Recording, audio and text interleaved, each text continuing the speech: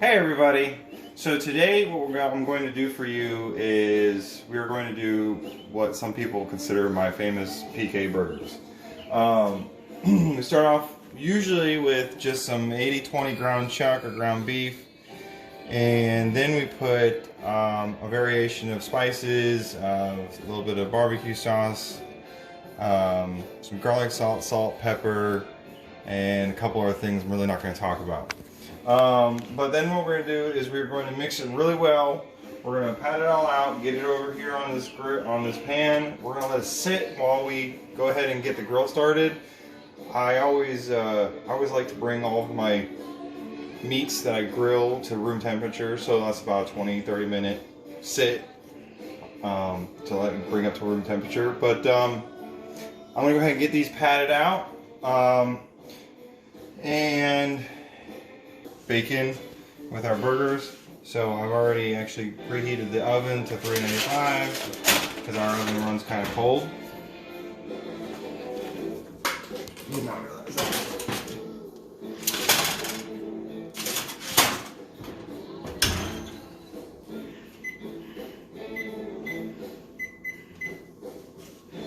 So we got a timer on that, so we'll know exactly when to pull that out.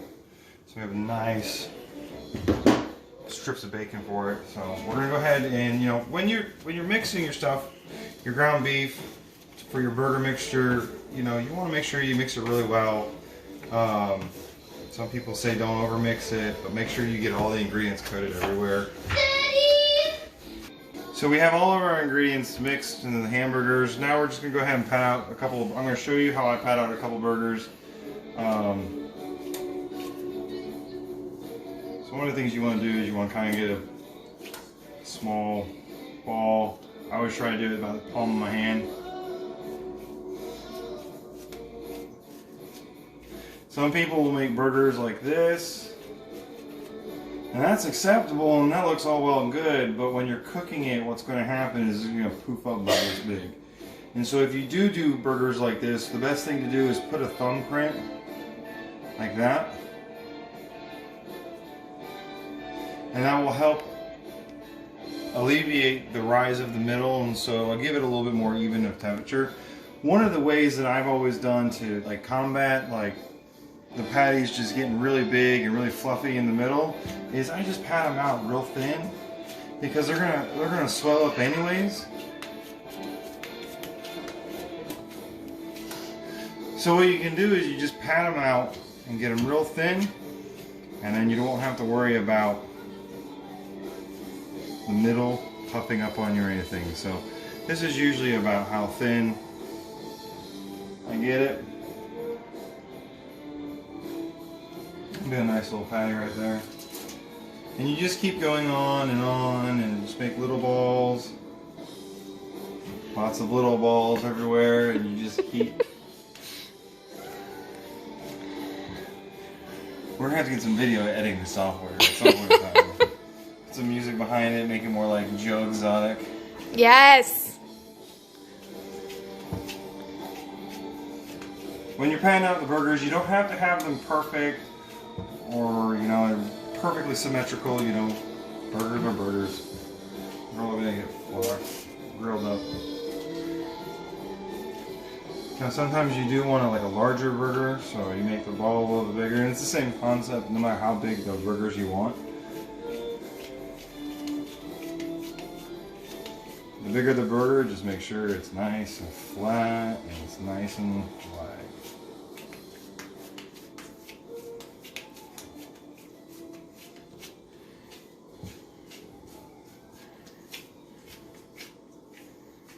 So tell me, is Carol Baskin's husband in there? No, Carol Baskin's husband is not in there. This is Carol Baskin's husband's free meat. Alright. I'm going to pick up with you guys in a little bit once we get the grill going and once I get all these other patties patted out, and we'll pick up from there. Hey everybody, we are back with our burgers to grill. So we take off protective coating. Our charcoal is nice and hot. The grill is clean, ready to go. Now we are just going to Burgers on nice and hot. And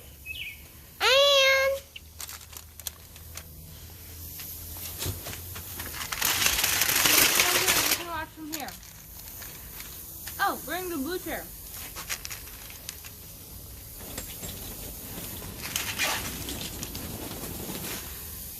You want to try to get everything over the charcoal first. Get nice and seared on one good side. Dad, did you give me a small hamburger? Yeah. Yes, I did. Can you go inside and get my metal spatula? Which one? Go. And you did it. It is very important that you make sure that when you come out and just throw the meat on, and you have all the tools you need, like the metal spatula or whatever else you need, tongs, whatever, so you don't have to put the meat on and then go inside and get it.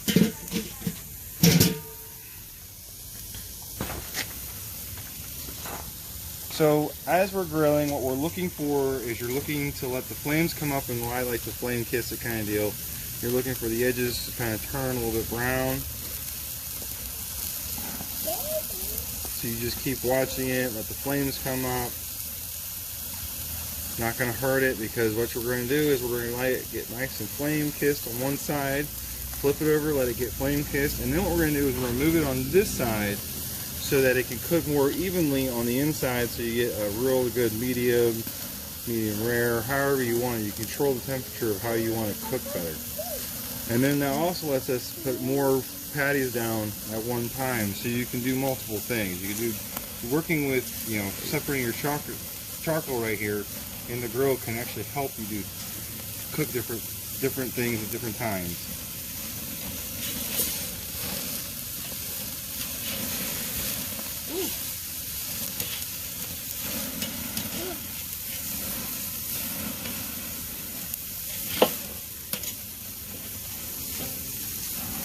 I want to kind of move things around so that I see my hamburger.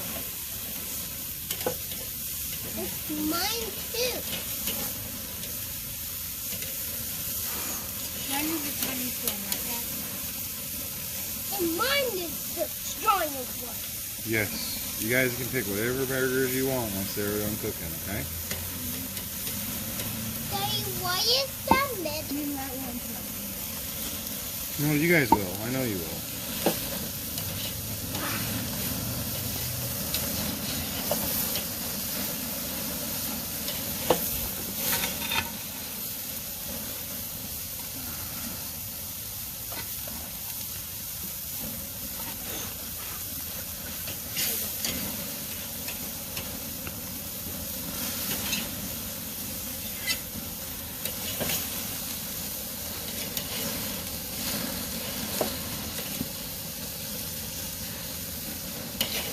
I think one of the patties is on fire.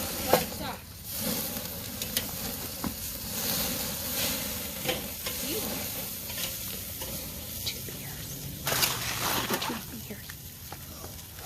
Please back up, Wyatt. I don't want you to hurt yourself. Mine is that one. So mine is that one. Mine is that one.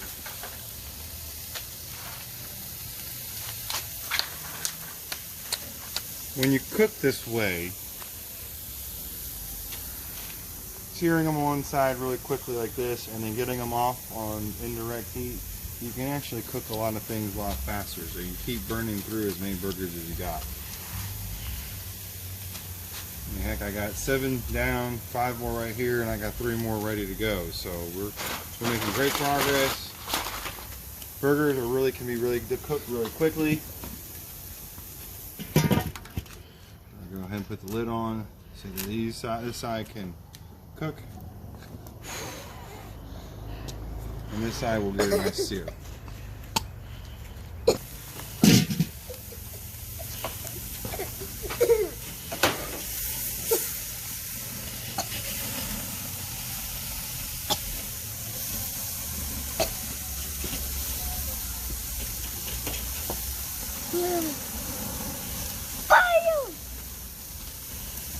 You see, when you pat them out, they get it right on the grill about that size. Even some of the larger ones will actually shrink down to that. And you see how it kind of puffs up? That's why you have to really pat it out real wide and real thin. Or if you want to do it smaller, you really got to make sure you have that thumbprint or that indentation in the middle so that you don't get a patty about yay big around by about that tall. The bologna effect. Right, the bologna effect. I like that. Bologna. Come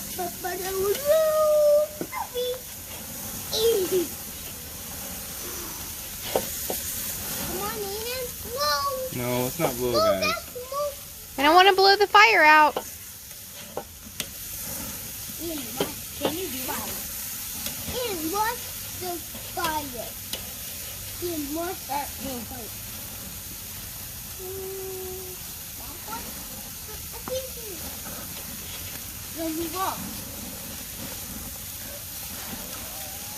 So what's a good trick for you to know about what temperature your burgers are sitting at? Well, if you want to be really safe, then always use a meat thermometer. And you want to cook your beef to about 155 to 160 degrees, depending on how well cooked you like it. If you want it more medium rare, then you cook it at a lower temperature. If you want it more medium to well done, medium well to well done, then you cook it, you let the internal temperature get hotter. One of the methods that I've always used since I was a small child, I've seen my dad and grandfather, or aunts, uncles, they always use the finger or the press test to kind of figure out how you can do that. This is not, I would not suggest this for everybody because not everybody's ever done this and been around doing this. It's one of those things that you kind of have to self-teach, through trial and error, and also, if you want to teach yourself, go ahead and use this. Guess what you think it is? Take a meat thermometer and check behind yourself. But I've been doing this long enough where I feel pretty confident about it. What are you feeling for? What you're feeling for is just the sponginess of the meat, is the best way I can put it. The spongier the meat, then actually the less done it is. So you want it to be a little bit firmer, but you don't want it to be too firm, because when it's solid and it's too firm, then by the time you pull it off, put the cheese on, it's still, whenever you pull it off the grill, you're still cooking internally. The meat's still actually cooking. So you put your cheese on, put it on the plate, and all of a sudden it is still going. So by the time you get it to your plate and you're ready to eat it, it's already pretty much Hockey puck. So you gotta kind of let it be a little bit spongy on one side when you're actually cooking it like this. So.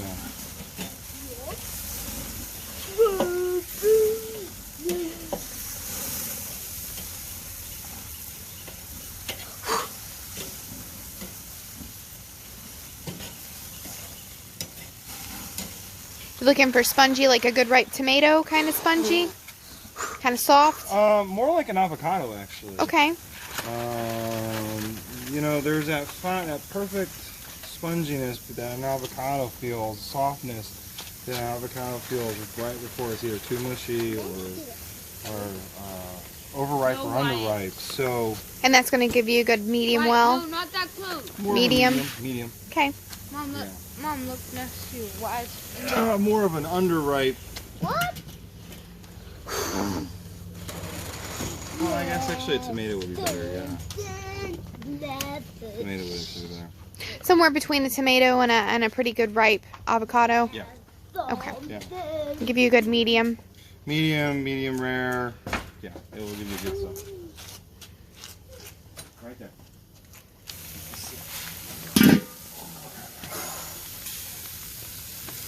Quiet. No. I need you to sit down. So, this is a time where you want to actually put the cheese on. So, these are just about done. They're about exactly where I want, the temperature I want them at for a good medium. So what I'm going to start doing is just go ahead and cheese up real quick. We're using a mix of Colby Jack and provolone. Those are our household favorites. You can use anything Havarti, whatever you want. It's really good. Anything's really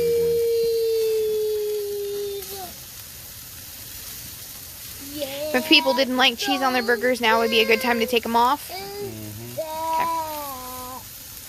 Yeah, something is bad.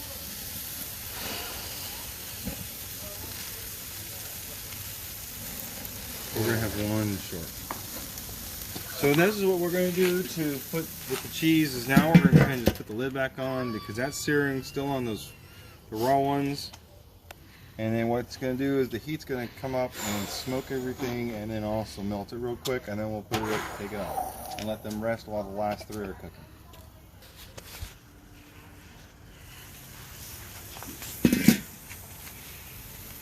Just a couple seconds have gone by. I'll give these guys a good flip real quick. I said a plain twist. And go ahead and set it in.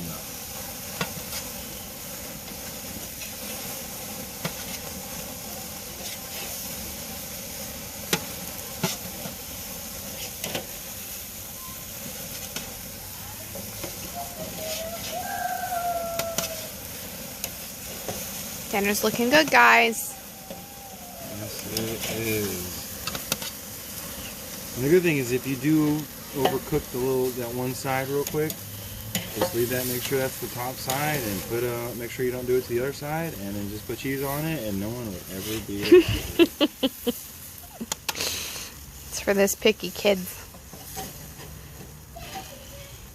Kids or wife that don't like their stuff burnt. Tough. That's 12. There's 3 more. We're going to let those just finish up real quick. We're actually pretty much done.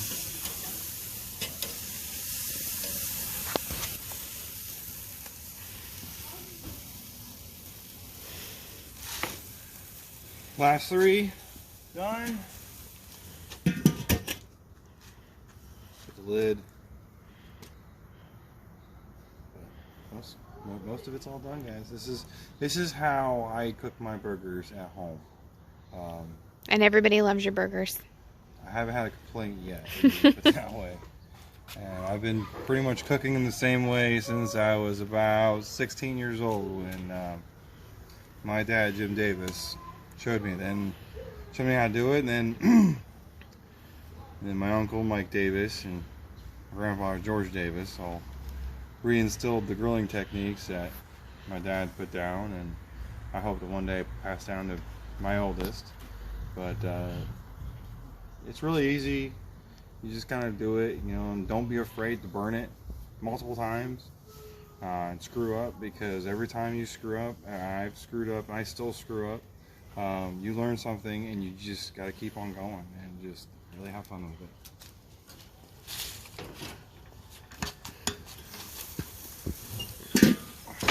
And last 3 burgers. I called this one, that one, with that one.